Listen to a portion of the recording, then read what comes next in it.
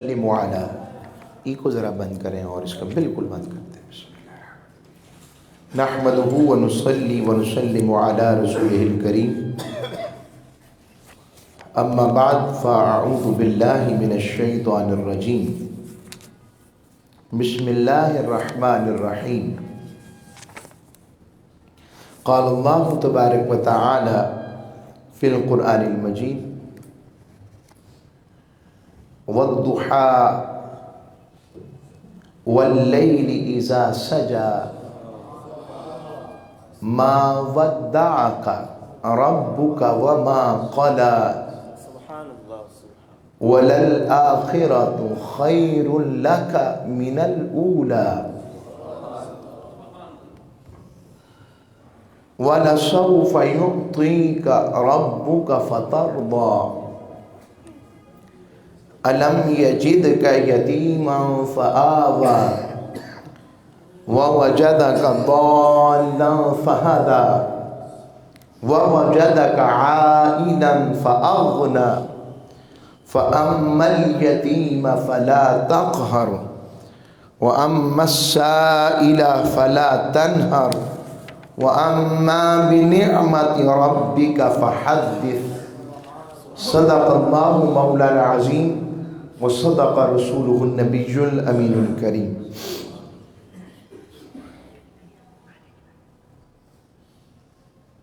ایمان کی بہار اور رب باری تعالی کی رحمت کا اظہار کا پہلا درجہ جو پہلا بھی ہے اور عروج والا بھی ہے وہ بارگاہ رسالت مآب سے جڑ جانا ہے.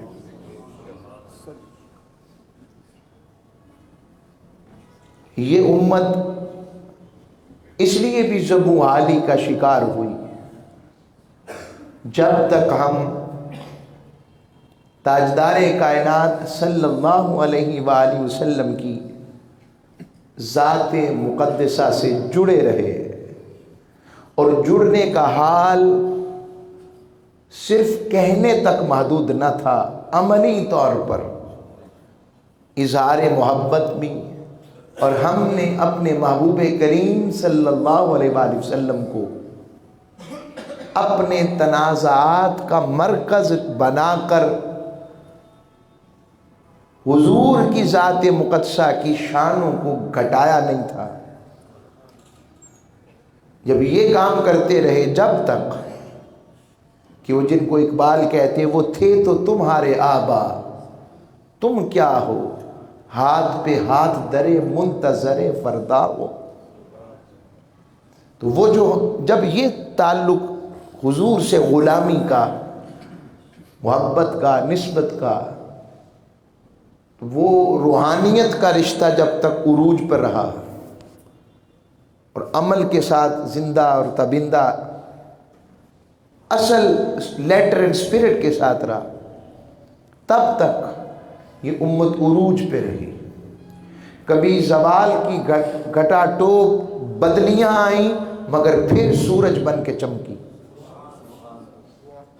مگر پچھلے کچھ سالوں سے بلکہ کچھ صدیوں سے، تقریباً آپ لگا لیں 2-3 صدیوں سے، جو امت پر ایک زوال جو جزوی سے ہوتا ہوتا کلی ہو گیا، اس کی بڑی وجہ یہ ہے کہ ہم نے جو ہم پر غالب آئے انہیں تو ہم نے اپنا آئیڈیل بنایا، ان کے اکنامک سسٹم کو بھی آئیڈیل بنایا، ان کے بزنس سسٹم کو بھی آئیڈیل بنایا، ان کے معاملات کو بھی آئیڈیل کیا، ان کی شخصیات کو بھی کئی لوگوں نے آئیڈیل بنایا، ان کے طریقہ تعلیم اور تربیت کو بھی آئیڈیل بنایا. مگر ہم تاجدار کائنات صلی اللہ علیہ وسلم کی بارگاہ کی طرف اس طرح سے نہیں پلٹے جو پلٹنے کا حق تھا، بلکہ الٹا ہم نے تاجدار کائنات صلی اللہ علیہ وسلم کی ذات مطہرہ کو اپنی تنازعات مناظروں کا مرکز بنا کر ہم نے حضور علیہ السلام کی ذات سے اپنا تعلق کمزور کر لیا. تو اس دور میں جب ایسی بات ہو تو آج کے دور میں جب تک امتی کا تعلق، اور یہ بھی یاد رکھیں کئی لوگ توحید کی بات اور امت مسلمہ کی وحدت کی بات، رسالت مآب صلی اللہ علیہ وسلم کی ذات مطہرہ سے جڑنے کی بات، میں آپ کو ایک کلیہ دے دیتا ہوں کہ امت محمدیہ اکٹھی کیسے ہو سکتی ہے، پھر ہم سورۃ دہا سے آپ جا جائیں گے۔ ایک بات یاد رکھیں، امت مصطفیٰ ذات مصطفیٰ پر ہی اکٹھی ہو سکتی ہے۔ جب تک اس امت کو حضور کی ذات پر سب کچھ اپنا وار کر کے، جس کو پھر اقبال فرماتے ہیں، اور کیا فرمایا، اپنی ملت پر قیاس اقوام مغرب سے نہ کر، خاص ہے ترکیب میں قوم رسول ہاشمی۔ یہ حضور کی ذات مطہرہ ہے، دیکھیں نا، اس کا اظہار حج ہے، عمرہ ہے، تو یہ مضمون بھی ربط رسالت، محبت رسول، ادب رسول، بارگاہ رسالت میں آپ سے جڑ جانا، یہ ساری چیزیں قربت مہیا فرماتی ہیں۔ تو اللہ رب العزت نے ارشاد فرمایا، یہ آیات مقدسہ، کئی ذہنوں میں یہ سوال آتا ہے، چلے وہ پھر علیحدہ مضمون ہو جائے گا، میں اسی پہ رہتا ہوں۔ سورہ الضحیٰ، اس کا خاص شان نزول ہے، تاجدار کائنات صلی اللہ علیہ وآلہ وسلم پر ایک ایسا دور آیا، حضور پر ایک وقت آیا کہ آپ پر وحی رک گئی۔ جب وحی رکی تو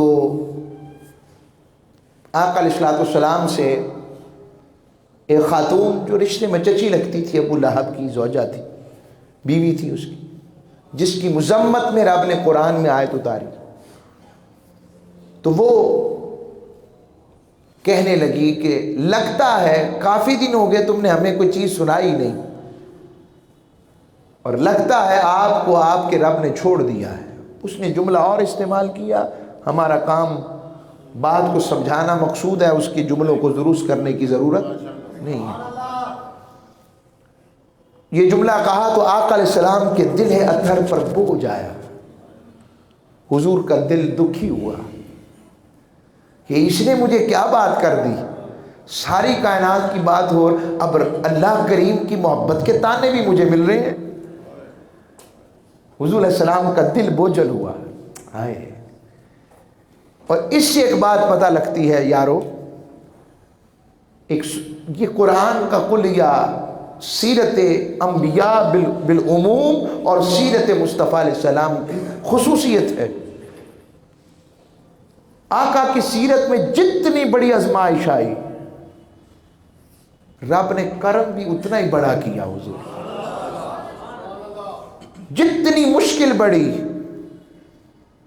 اور وہ جملہ کہتے ہیں اہل مفسرین، وہ کہتے ہیں شکستگی سے بندگی پکتی ہے،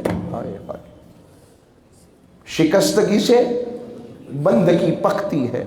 جب حضور کا دل غمگین ہوا نا، بوجھ آیا محبوب علیہ السلام آقا کے طبیعت اقدس پر بوجھ آیا، رب نے سورہ الضحیٰ اتاری، شروع یہاں سے کیا، فرمایا والضحیٰ، عام ترجمہ یہ ہے کہ قسم ہے چاش کے وقت کی، جب آفتاب بلند ہو کر اپنا نور پھیلاتا ہے۔ عمومی ترجمہ یہ ہے جو کیا جاتا ہے۔ اچھا ٹھیک ہو گیا، اب پھر آگے فرمایا واللیل اذا سجا، اور قسم ہے رات کی جب وہ چھا جائے۔ پھر اللہ نے تیسری آیت نازل فرمائی آقا علیہ السلام کے قلب اطہر پر۔ یاد رکھیے تاجدار کائنات صلی اللہ علیہ وسلم کے جسم اقدس کے کس حصے پر قرآن اترتا تھا؟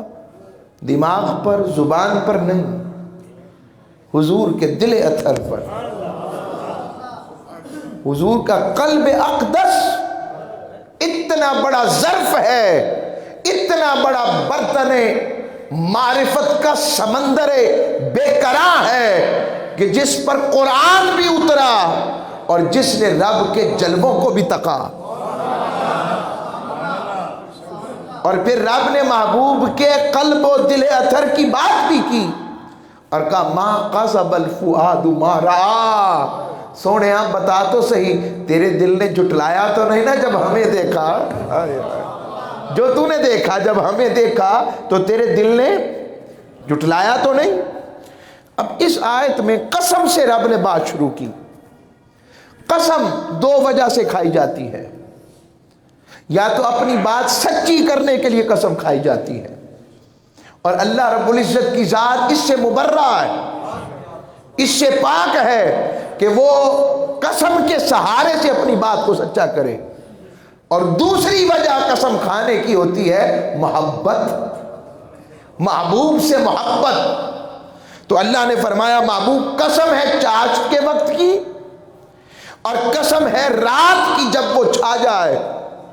اب آگے فرمایا ما ودعک ربک وما قلی، فرمایا حبیب آپ کے رب نے جب سے آپ کو اپنا بنایا ہے نا، اور جملہ دیکھیں اللہ کریم اب بھی کیا فرما رہا ہے، یہ نہیں کہہ رہا ما ودعک رب العالمین کہ محبوب تجھے تمام جہانوں کے رب نے چھوڑا تو نہیں، نہ، فرما رہا ہے ما ودعک ربک، حبیب تیرے رب نے۔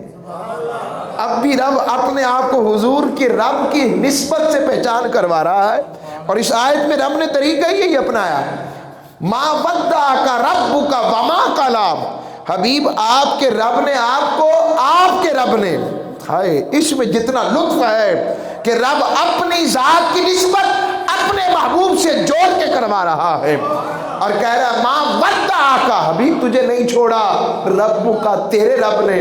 حبیب ہم تو سب کے ہیں، مگر ہم اپنا ہونا تیرے ہونے کی وجہ سے کرواتے ہیں، رب کا تیرے رب نے، وما قلی، اور حبیب کبھی ناراض بھی نہیں ہوا وہ، ہائے ہائے ہائے، جب سے تجھے اپنا بنایا ہے، جب سے تجھے اپنا محبوب بنایا ہے۔ اب سوال ہے، تیسری آیت میں تو حضور سے مخاطب ہو گیا مالک، تو پہلی دو آیتوں میں چاشت کی قسم کھا لی، پھر رات کی قسم کھا لی، سمجھ نہیں لگی بھائی؟ سمجھ آتی ہے بات کہ سیدھی بات رب کہتا ما ودعک ربک وما قلی، حبیب تیرے رب نے تو کبھی تجھے چھوڑا ہی نہیں اور نہ کبھی ناراض ہوا ہے جب سے تجھے اپنا بنایا ہے۔ تو مالک کریم والضحیٰ میں کیا ہے، واللیل میں کیا ہے، کیا خاص بات ہے؟ تو اب آتے چاشت کا وقت کیسا ہوتا ہے، گرمیوں کی رات ہو اور گرمی عروج پر ہو، اور آپ فجر کا وقت قریب آ جائے، اگر چھت پر بالخصوص جب لیٹے ہوں، اب تو نہیں رہا اس طرح سے ہم لیٹتے، جب لیٹتے تھے تو فجر کے اس وقت ٹھنڈی ٹھنڈی آواز چلتی تھی، اسے باد صبا کہتے، وہ چلتی تو ایک عجیب خنکی ہوتی، اور خنکی کے ساتھ سورج ایسے نکلتا، فجر کے ایسے پاس جا کے جب نکلتا تو اس کی لالی عروج پر ہوتی تھی، ٹکیا بڑی حسین لگتی تھی، سفیدی میں سرخی کی آمیزش ہوتی تھی، اور بندہ اسے تکتا رہتا ہے، دل کرتا ہے یار یہ تو منظر ہی بڑا کمال کا ہے۔ اور جو فطرت سے جن کو اللہ نے یہ حسن عطا کیا ہے کہ وہ فطرت کی تابانی سے رانائی اور رب کی قربت پاتے ہیں، تو لوگ پھر اس کے اوپر اپنی پینٹنگ بھی کرتے ہیں، اور وہ منظر کو آج بھی کئی لوگ فوٹوگرافر قید کرتے ہیں، اور بڑا ایک سہانا منظر ہوتا ہے، اور کہا جاتا ہے کہ وہ منظر ہی عجیب ہوتا ہے جس سورج کو 10 بجے کے بعد دیکھا نہیں جاتا، وہ نظر آ رہا ہوتا ہے، نہ آنکھیں تھکتی ہیں نہ اٹھتی ہیں، چاشت کا وقت ایسا ہوتا ہے۔ تو کہا حبیب والضحیٰ، حبیب اصل میں چاشت کہہ کر میں تیرے حسن کی، تجلیات کی، جمالیات کی، اور تیرے چہرے کی نورانیت و تجلیات و کمالات اور اپنے ندرت تخلیق کے کمال کی چہرے کی قسم کھائی ہے کہ پچھلے آئے تو کسی نے دیکھا تو حسن یوسف کو تک کر انگلیاں کاٹیں، ارے موسیٰ علیہ السلام کوہ طور سے ہو آئے تو مگر جو کوئی انہیں بے نقاب دیکھتا اپنی آنکھیں دے بیٹھتا، مگر حبیب میں نے تجھے حسن کا، جمال کا، کمال کا، رعنائی کا، پیار کا، محبت کا وہ مرکب بنایا ہے، وہ اجمل بنایا ہے، وہ احسن بنایا ہے، وہ اہتمام کیا ہے کہ حبیب والضحیٰ کہہ کر اصل میں چاشت کی نہیں بلکہ چاشت کی طرح تیرے چہرے انور کی قسم کھاتا ہوں حبیب، تیرے چہرے کی قسم، اور حسن والوں کو تک کر آنکھیں چدھیاتی ہیں مگر تیرا حسن اتنا حسین ہے، مگر حسین ہونے میں بھی اتنا میٹھا ہے کہ تجھے دیکھنے والا نہ تھکتا ہے نہ اکتا ہے۔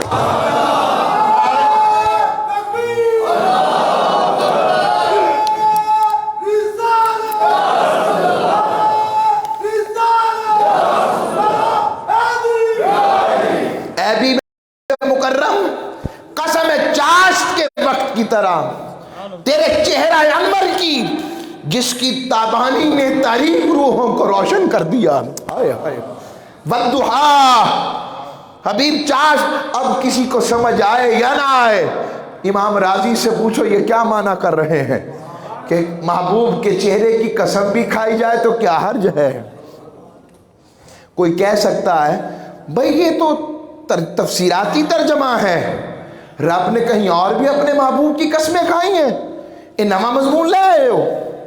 ذہن میں سوال آئے، محبوب کی قسم محبوب کے لیے قسم کھانا رب کا پرانا طریقہ ہے، قرآن بھرا پڑا ہے، اس پر پوری کتب موجود ہیں، مضمون اقسام القرآن کے اوپر، اقسام القرآن کے اوپر کہ رب نے کہاں کہاں کیسے کیسے قسم کھائی۔ اللہ کریم کبھی فرماتا ہے، فرمایا فلا وربک لا یؤمنون حتی یحکموک فیما شجر بینہم، کہ ساری کائنات کا رب ہوں مگر حبیب مجھے تو قسم ہے فقط تیرا رب ہونے کی۔ ہائے ہائے یہ جملہ اتنا بڑا ہے آیت سورہ نساء کا، ہائے ہائے ہائے۔ کبھی فرماتا ہے لعمرک انہم لفی سکرتہم، سونیا تیری عمر مبارک کی قسم، وہ جب کافر تنگ کرتے نا حضور کا دل دکھی ہوتا، اور رب اب تسلی دے رہا اپنے حبیب کو، ہائے ہائے اللہ کریم تسلی دے رہا ہے لعمرک، سونیا تیری ساری عمر کی قسم، مالک میرے حبیب کیا منظر ہے، انہم لفی سکرتہم، سونیا لعمرک مالک حبیب تیری عمر مبارک کی قسم۔ یہ کیا رب نے انداز میں محبوب کی کون سی عمر کی؟ آج سوال کرتے وہ اصل میں نا حضور کو 40 سال بعد پتہ لگا تھا، یہ ذہنوں میں بات ڈالی جاتی ہمارے بچوں میں، بات دلائل دیتے ہیں، میں آپ کی دلیل مانوں کہ رب کی بات مانوں، رب کو نہیں پتا تھا؟ اللہ ہی کہہ دیتا مجھے محبوب تیرے اعلان نبوت کی بعد والی عمر کی قسم پہلی کی نہیں کھاتا، کہا نہیں لعمرک حبیب تیری ساری عمر کی قسم۔ یہ تو جھوٹے ہیں، اپنے نشے میں گم ہیں، سکراتی حبیب اپنے نشے میں گم ہیں، انہیں خبر ہی نہیں دے رہی، میں کہتا ہوں تیری عمر مبارک کی قسم۔ رب کے شہر سے مکہ سے بڑا بھی کوئی شہر ہے یا رب کا کعبہ ہے؟ اللہ کریم کے ہزاروں انبیاء کا مدفن ہے، مزارات ہیں، صفا و مروہ ہے، وہ مکہ المبارکہ جسے اللہ فرما رہا ہے مکہ بڑی برکتوں والا ہے، وہ کبھی فرماتا ہے اور اسی انداز میں صفا و مروہ کو اپنی نشانیاں قرار دیتا ہے، کبھی حجر اسود کی بات کرتا ہے، مگر جب حبیب سے پہلے کی بات آئی تو کہا لا اقسم بہذا البلد، مجھے کیا پڑی ہے اس شہر کی قسم کھاؤں، مالک تیرا گھر ہے اس میں، کہا نہیں پھر بھی میرے قسموں کے لائق نہیں ہے، میں نہیں کھاتا قسم، میں قسمیں کھانے کے لیے ہوں، لام استغنا لایا، میں کیوں قسم کھاؤں، نہیں کھاتا۔ اور جب حبیب آ گیا وَأَنْتَ حِلُّ بِهَذَا الْبَلَدِ، پہلے نہیں کھاتا تھا اب کھاتا ہوں، واو حالیہ لایا، مالک اب کیا ہوا، اب بھی تو تیرا گھر ہے، کبھی پہلے صرف میرا گھر تھا، اب چونکہ اس میں تیرا گھر ہے کہ تیرا گھر ہے میرے گھر کے سامنے، ابھی مجھے شہر کی قسم جہاں تو آیا ہے۔ میں آپ کو صرف مضمون بتانا چاہتا ہوں، سنتے رہتے ہم سے یہ بات، بتانا چاہتا ہوں قسم کھا کر اور قسم محبوب کی نسبت سے کھانا یہ رب کا طریقہ ہے. کبھی وقیلا حبیب تیرے کہنے کی قسم، تیری بولی کی قسم. ایسے ہی تو اعلی حضرت نہیں بول اٹھے نا کہ ہے کلام الہی میں شمس الضحیٰ والنہار اذا تجلی. قسم ہے صبح کی جب وہ دن چڑھ جائے. مالک یہ کیا بات ہے، دن تو ہوتا ہی چڑھنے کے لیے. کا قسم اصل میں دن کی کھا رہا ہوں سونے تیری چڑھ دی جوانی کی قسم ہے. ہائے دل کی طرح چڑھتی ہوئی تیری جوانی کی قسم ہے کلام الہی میں شمس الضحیٰ تیرے چہرہ نور فضا کی قسم. قسم شب تار میں راز یہ تھا حبیب کی زلف دوتا کی قسم ہے. خدا نے وہ مرتبہ تجھ کو دیا نہ کسی کو ملے نہ کسی کو ملا ہے. کلام مجید نے کھائی شاہ تیرے شہر کلام بقا کی قسم. جس کی قسم رب کا ہے وہ کیا کسی نے خوبصورت شعر کہا، خالق نے قسم کھائی ہے اس شہر اما کی جس شہر کی گلیوں نے تجھے ورد کیا ہے. ہائے ہائے خالق نے قسم کھائی ہے اس شہر اما کی جس شہر کی گلیوں نے تجھے ورد کیا ہے. تو والضحیٰ حبیب تیرے چہرے انور کی تابانی کی قسم. حضرت عائشہ صدیقہ سے پوچھو نا، سچ بتائیں سارے تعریف کر لیں اور بیوی تعریف کرے تو پھر بات بنتی ہے. سارے سن رہے ہوں گے، میرے بھی سنتے نہیں یار. تو زوجہ تعریف کرے تو بات بنتی ہے کیا؟ ہاں دیکھا نا یار ذرا بول دیں، ہے کہ نہیں سچ بولے. بندوں کی بھی یہی صورتحال ہے، سارے تعریف کریں تو اپنی جگہ مگر بندہ تعریف کرے تو بات بنتی ہے. تو میاں بیوی سے زیادہ قرب والا کون ہوتا ہے؟ کیا بنایا ہوگا کہ حضرت عائشہ صدیقہ بول اٹھی اور فرمانے لگی زلیخا تو نے اس نے یوسف کو دیکھ کر تو انگلیاں کاٹی تھی نا، اگر تو میرے مصطفیٰ کو دیکھ لیتی تو انگلیوں کے بجائے تو اپنا دل ہی کاٹ لیتی.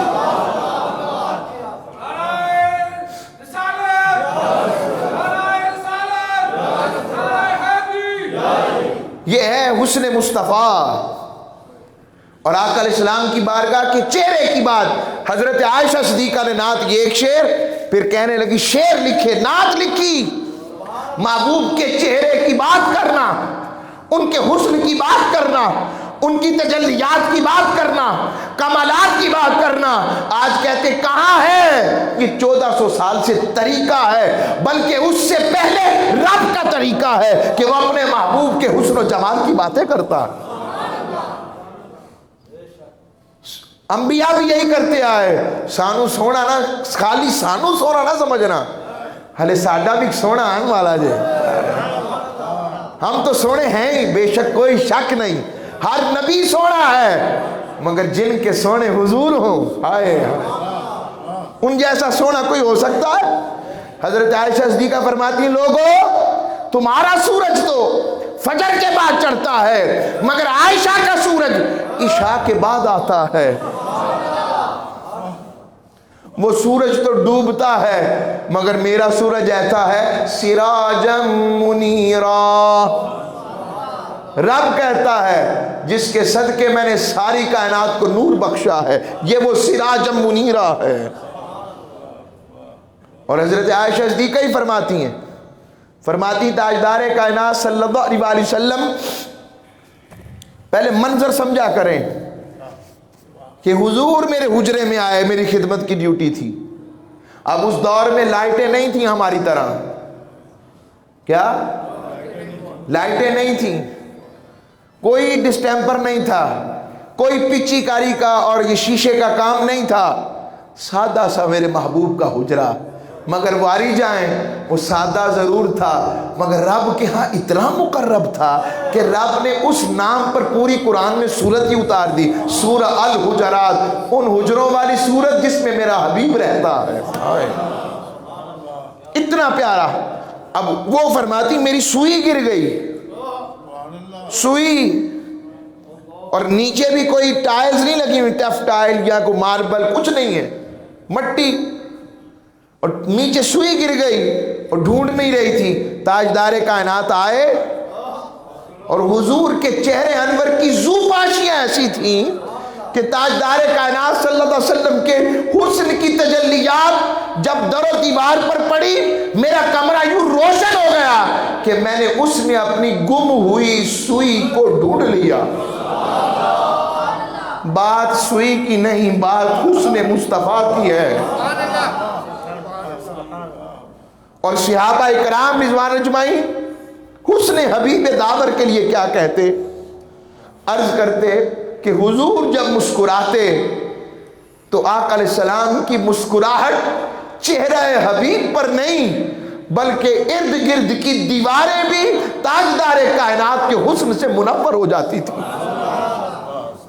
یہ کیا منظر ہے لوگوں, یہ بھی مضمون عشق ہے.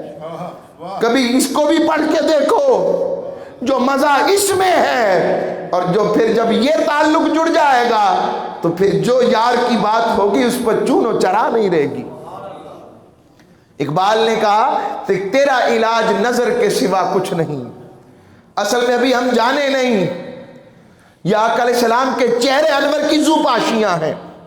تاجدار کائنات کو صحابہ کہتے, ہم حضور علیہ السلام کو, کچھ صحابہ تو آنکھ بھر کے نہیں دیکھتے تھے, وہ نصیبوں والے تھے. سیدنا صدیق اکبر, سیدنا فاروق اعظم, مولا علی المرتضیٰ, وہ کہتے چند ایک کو چھوڑ کے تاجدار کائنات کو ہم آنکھ بھر کے نہیں, ادبر نہیں دیکھتے تھے. اور کچھ ایسے تھے جو حضور کو دیکھ کر مسکراتے تھے, حضور انہیں دیکھ کر مسکراتے تھے. لوگوں یہ محبت کی بات ہے اگر سمجھ لگ جائے. اب آتا ہوں اگلی آیت پر. پہلی آیت ہی نہیں مکی تھی اگے کے, پھر چلیں اس کو مضمون آگے رکھیں گے, کبھی موقع ملا تو میں انشاءاللہ وہ اگلا مضمون پھر وہی رکھیں گے. واللیل اذا سجا, حبیب رات کی قسم جب وہ چھا جائے. مالک رات تے ہندی شان آستے, کیا منظر کا حبیب اصل میں سب کے بال ہیں. تو نے دیکھا نہیں حبیب, کملی سبھی لیتے ہیں, چادر بھی ساری لیندے نے, کمبل بھی ساری لیتے ہیں, مگر میں نے کہا یا ایھا المزمل, حبیب اے میرے چادر اوڑھنے والے حبیب. کہ لوگوں بڑے بڑے ہیں جو چادر لے کر ہی لیٹتے ہیں سب, مگر حبیب جیسا چادر لے کے تو لگتا ہے نا. لوگوں یہ رب کا مضمون ہے. یا ایھا المدثر, لوگوں یہ قرآن کی آیتیں کہاں لے کے جائیں, کبھی پڑھو تو صحیح, جس سے انسان کا تعلق تاجدار کائنات سے جڑے. رب نے یہ نہیں کہا میرا محبوب لیتا تھا. یا ایھا المزمل, حبیب جب میں کر رہا ہوں نا تیرا ذکر تو قیامت تک تیرا ذکر تازہ ہی ہے, اور جب ذکر تازہ ہے تو حبیب تو بھی تازہ ہی ہے. اور جو تیرے تازگی اور تیری حیات پر بات کرے وہ بھی مردہ ہے, اس کا سب کچھ ہی مردہ ہے, مگر جو تیری تازگی کے ساتھ جڑ گئے وہ بھی زندہ ہو گئے, ان کے مزارات بھی زندہ ہیں. تو واللیل اذا سجا, حبیب قسم ہے رات کی جب وہ چھا جائے. مالک کیا مطلب کا حبیب, اصل میں رات لوگ عربوں کے ہاں محبوب کی زلف کے لیے کی جاتی تھی بات, کہ محبوب کی زلف کی سیاہی. اور حبیب میں کہتا ہوں حبیب مکرم قسم ہے سیاہ رات کی طرح آپ کی زلف عنبری کی جب آپ اسے سنوارے تو آپ کے رخ زیبا سے ہو کر وہ آپ کے کندھوں اور شانوں پر آ جائے. حبیب مجھے اتنا سونا لگتا ہے کہ میں کہتا ہوں حبیب تیری زلفاں دی قسم ہے, رات کی طرح تیری زلف عنبری کی قسم. اور جس کی قسم رب کھائے وہ ہم جیسا ہے, جس کے چہرے کی قسم رب کھائے وہ ہم جیسے کیسے ہو گئے. یاد رکھیں حضور دکھنے میں ہم جیسے ہیں مگر ہم حضور جیسے نہیں ہیں, ہم حضور جیسے نہیں.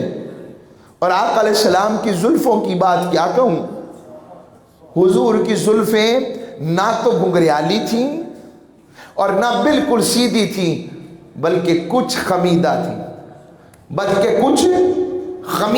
ایسے، کچھ سیدھی سے ایسے تھوڑا سا خم تھا، بالکل گنگریالی بھی نہیں تھی اور بالکل سیدھی بھی نہیں تھی، بلکہ کچھ خمیدہ تھی۔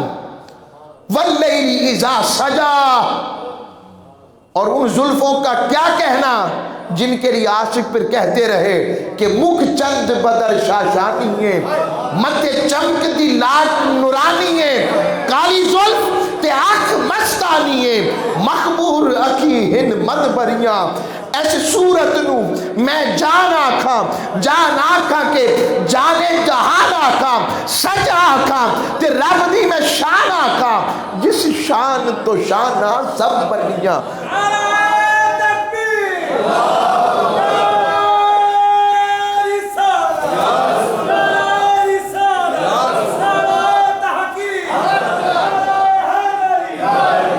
جو مالک محبوب کے بولنے کو، محبوب کے چہرے کو، محبوب کی زلفوں کو اپنا مضمون بنائے اور قیامت تک کے لیے قرآن کا حصہ بنائے، لوگوں اندازہ لگا لو، کیونکہ ان کے محبت، ان کے مقام کو تو جبریل امین، جن کی حیثیت جسمانی ایسی ہے کہ وہ جب بیٹھے اس عرش و فرش کے سنگم پر تو ان کے جسم سے عرش و فرش بڑھ جائے، 600 پر اتنی شان والا جبریل بھی جب معرفت و شان مصطفیٰ کے لیے اپنی ایسے گردن اٹھائے تو جبریل کی ٹوپی گر جائے مگر شان مصطفیٰ کی خبر نہ ہو،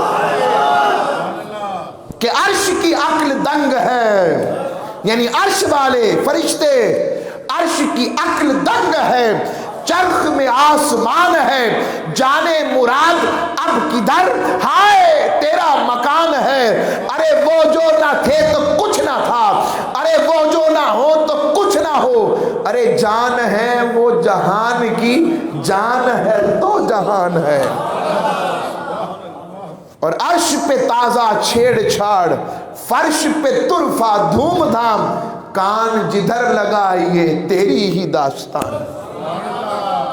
مجھے بتائیں کوئی کسی سے کتنی محبت ہی کرتا ہو، کوئی بتا دے، چلے اپنے آپ سے بندہ محبت کرتا ہے یہ تھوڑی بہت، کوئی مجھے بتائے کہ اس کی داڑھی میں کتنے سفید بال ہیں، گننا شروع کرے، واری جائے صحابہ پر، صحابہ آپ کی عظمت پر قربان، صحابہ کہتے آقا علیہ السلام کی ریش اقدس میں 14 سے 18 بال سفید تھے، یعنی اتنا حضور کو ٹک ٹکی باندھ کر صحابہ دیکھتے تھے، اور کہتے وہ بھی جب حضور تیل لگا لیتے تو وہ سفید بال بھی چھپ جاتے، اتنا محبوب کو یاد کیا تھا انہوں نے۔ حضرت ام سلمہ کو کس نے بتایا اور کیا منظر تھا، خطبہ حجۃ الوداع کے بعد منا کا کیا منظر تھا کہ منا میں جب آقا علیہ السلام حجامت کروا رہے ہیں، بال صاف کروا رہے ہیں، لوگ دیکھ رہے ہیں، ایسا لگتا ہے کہ ایسے کوئی طواف کر رہا ہے، گھوم رہے ہیں لوگ، قریب گئے تو حجامت حضور کروا رہے ہیں مگر بال ایک بھی زمین پر نہیں بلکہ نہ کسی عاشق کی ہتھیلی پر گر رہا ہے۔ رب نے تو قرآن میں نہیں کہا تھا ایسے کرو، یہ کیا کر رہے تھے؟ رب نے کہا کرو، میں نے روکا بھی تو نہیں ہے، نہ رب نے روکا نہ مصطفیٰ نے روکا، کہا ٹھیک ہے جانے دو، بھائی کے بال بچ گئے تو حضرت ابو طلحہ کو کہا ابو طلحہ فلاں کو بھی دے دو، فلاں کو بھی دے دو، فلاں کو بھی دے دو، حضور نے خود تقسیم کروا دی ہے۔ تاج اختتام کی طرف آ رہا ہوں میں، بس ختم کر دیں، چلیں ایک بات سنا دیں پھر ہیں حضور کی زلفوں پر، ہیں حضور کی زلفوں پر دور حاضر کی سنا دیتے ہیں۔ چلیں حضرت شاہ ولی اللہ محدث دہلوی رحمۃ اللہ علیہ، ان کے ابو جی ہیں، میں اب دور حاضر کے قریب کی بات سنا رہا ہوں، صحابہ تابعین سے آگے، کہ یہ منظر اور فیض ختم نہیں ہوا مگر کسی کا برتن صاف تو ہو، کوئی کسی دل والی اور آنکھوں والے کے پاس بیٹھا تو ہو اور اس کی کوئی لو کسی سے لگی ہو, کسی کا پٹا گلے میں ڈالا تو ہو. تو جب یہ منظر ہوا تو ان کے ابو جی شاہ عبد الرحیم رحمۃ اللہ علیہ بڑے بیمار ہو گئے, شدید بیمار ہوئے کہ سمجھے کہ موت کا وقت قریب آ گیا ہے. جب یہ منظر ہوا تو پریشان ہو گئے. اچانک خبر ملی کہ حضور خبر گیری کے لیے آ رہے ہیں. خواب میں ایسے دیکھ رہے, تو کہا میری چارپائی دالان سے منہ ادھر کر دو, ادھر سے حضور نے آنا ہے, حضور کو ٹانگے نہ ہوں. چہرے کا رخ بدلا گیا چارپائی کا. تاجدار کائنات, اب بات یہ ہے سمجھ آئے یا نہ آئے, میں تو قرآن و حدیث نہیں سنا رہا یہ والی بات, مگر ان سے سنا رہا ہوں جس گھرانے نے پورے بر صغیر پاک و ہند کو قرآن اور حدیث سے مستفید کیا ہے. شاہ عبد الرحیم رحمۃ اللہ علیہ فرماتے ہیں سرکار تاجدار کائنات آ گئے. ہائے ہائے, حضور نے میرا سر اپنے رانوں پہ رکھ لیا اور کہنے لگے میرے بیٹے گھبراتا کیوں ہے؟ آج بھی وہ لجپالی کرتے ہیں کہ پکار کے تو دیکھیں, رب نے اپنے حبیب کو بے اختیار نہیں بنایا, محبوب ہوتے ہی با اختیار ہے. تو جب منظر ہوا تو پوچھا کیا بات ہے؟ کہا میں بس وقت آخری آ گیا. فرمایا نہیں بیٹا, اللہ تجھے صحت دے گا. مجھے تجا فضا سنا تو آنکھیں کھلی اور کھول کے آقا علیہ السلام نے کہا بس انشاءاللہ ٹھیک ہو جاؤ گے, اور واپس جانے لگے تو ملتجی نگاہوں کے ساتھ عرض کی نانا جان کوئی خیر عطا ہو جائے تحفہ. حضور نے اپنی ایسے داڑھی مبارک سے 2 بال نکال کے منہ مبارک کے دیے. صبح اٹھے تو صحت مل چکی تھی اور بال مبارک ڈھونڈنے لگ پڑے. کتنے پکے لوگ تھے, ان کی کنیکشن بڑے پکے تھے. توجہ کی بارگاہ رسالت مآب کی طرف. حضور نے فرمایا بیٹا گھبراتا کیوں ہے؟ اپنے تکیے کے نیچے دیکھ. دیکھا تو 2 منہ مبارک تھے, سب زیارت کے لیے آتے, اور ایک علم والا بندے چلے گئے 2 ان کے پاس. ختم کر رہا ہوں, 2 علم والے. آج بارش ہو گئی تھی یار, چلو 2-3 منٹ اوپر آج کرنے ہیں. میں نے کہا نا آج دیسی گھی والے آئے ہیں, آگے پیچھے مکھن والے آتے ہیں ہمارے پاس. تو عرض کر رہا ہوں مکھن بھی پیارے ہوتے ہیں اور دونوں میں کوئی کمی ہے تھوڑا سا سمجھ لیں. تو وہ عرض کر رہا ہوں, تو وہ جب ایسا معاملہ, اس نے کہا جی آپ نے کیا کاروبار شروع کر رکھا ہے؟ ہم نے تو کوئی کاروبار نہیں کیا. کہا یہ آپ کیسے ثابت کر سکتے ہیں حضور کے بال ہیں؟ کہا بس یہ زیارت کی بات ہی بتا سکتے ہیں, باقی میں تو کوئی دلیل اور نہیں ہے دلیل محبت کے سوا اور دلیل عطا کے سوا. کہنے لگا مجھے دلیل دیں ورنہ آپ یہ میں اس کے خلاف فتویٰ دوں گا. آپ نے کہا آؤ پھر ٹھہرو. آقا علیہ السلام کا منہ مبارک ادباً احتراماً پکڑا, خوشبو لگا کر درود پڑھتے ہوئے ایسے اپنے کمرے سے نکلے اور دالان میں آ گئے. سین کے اندر, سین میں آئے, جیسے ہی آئے اوپر سے بادل آ گیا, بادل آ گیا. کہنے لگے یہ اتفاق ہے. پھر گئے, پھر آئے, پھر بادل آ گیا. کیونکہ بادلوں کا تو بچپن سے حضور سے پیار ہے نا. دھوپ کا کیا کام حضور کو تنگ کرے, منہ مبارک. جب یہ بات سنی تڑپ گئے وہ سارے مسلمان اور طائب ہو گیا. کہنے لگا حضور تسی بھی سچے, تواڈے بڑے بھی سچے. اللہ ہمیں بھی ایسوں کی صحبت والا رکھے.